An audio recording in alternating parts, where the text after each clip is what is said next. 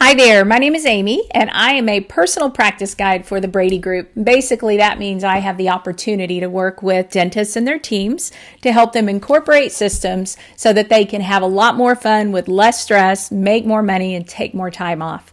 Today, I'm going to share 7 tips to make your patients say wow. In this sort of environment of what can be perceived as competition with corporate dentistry and so on, I think we feel the pressure to do some things that take away from our patient experience.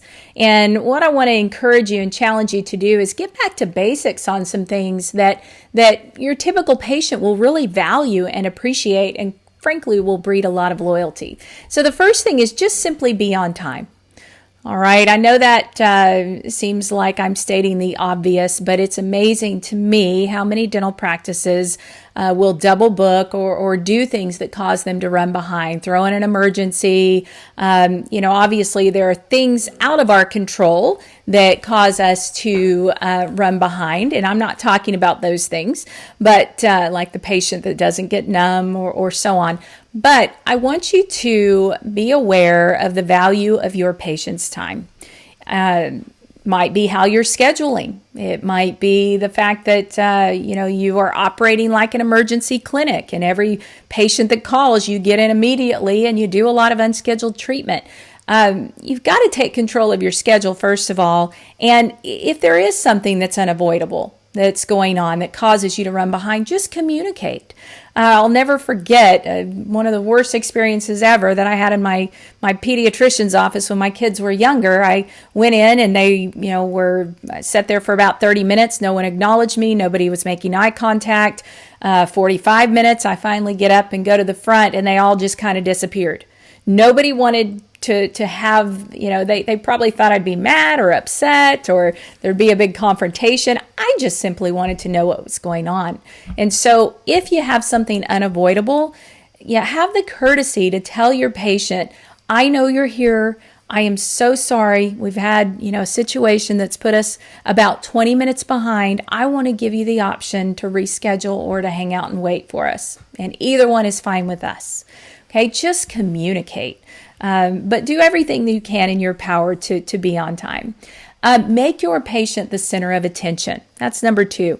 I think we all assume, we're a patient-centered practice. Well, I call baloney on that for most of you, because you're still bringing patients in, you're still looking in their mouths, telling them what they need, and trying to talk them into a solution. If you are doing that, you are not patient-centered. What I mean by patient-centered is care enough about the patient to ask some questions. What are your expectations today? How do you see us best helping you? How proactive do you want to be? Just find out from their point of view what motivates them. Other than a cleaning, what do you want to accomplish today? If you're not asking questions like that of your patient, then you are not a patient-centered office. You are just going through the motions. You have your own agenda, and that's what you do. When patients are involved in the process and they are the center of attention, it's pretty amazing how they respond. The third thing, listen. All right? If you are not listening to your patients, if you are not attuned to what they're feeling, what they're saying, what they're not saying even, I think we're in trouble. It's real easy, again, to just go through the motions. Give positive cues that show that you are listening. Repeat back what they are telling you. I hear you. Please know that I understand that, you don't like the injection part of the appointment, and I am going to make sure that doctor knows. Okay, do they feel heard? Do they feel understood? Or are you just skimming over that and going through the motions? Fourth thing, use your patient's name frequently. We talk about this in the phone call, but I hope that you are greeting your patient by name when they come in the door. I hope you have some pretty good idea of who they are, and you can greet them by name. You can use their name frequently. Again, people love to hear their name. That's a huge relationship builder, and we want to make sure that we're doing that frequently. Dress the part. Okay, that's another thing I think for your patients to have an impression of your office. Are you wrinkled? Are you looking not real presentable? If we're talking finances and money, and in wrinkled scrubs, that just doesn't give a real good impression. Doctors in front office, you guys ought to be in professional attire. The rest of the team ought to be in matching scrubs. You all ought to have name tags so that they know who they're communicating with. That's just courtesy. Just make sure that you guys are dressing the part. Eliminate distraction. Okay, your patient's going to feel important if there's not a whole lot going on during their visit. If you have the patient there for what would normally be a 30-minute procedure and they're there for an hour and a half because your doctor is up and down and in and out, that doesn't sit very well. Okay, they can go do that in the corporate office down the road. So I hope that you are mindful of how you're scheduling. There is a myth out there that if we double and triple book, we're going to be more profitable. That's a bunch of hooey. I hope you're not buying into that.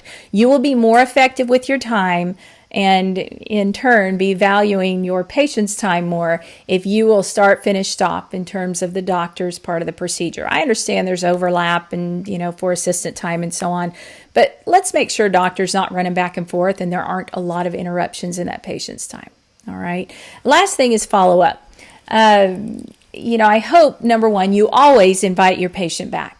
I don't care if it's a recare visit and maybe they haven't accepted treatment or maybe they've completed treatment, whatever it is, always look forward to the next opportunity to have your patient in the office and always invite them back.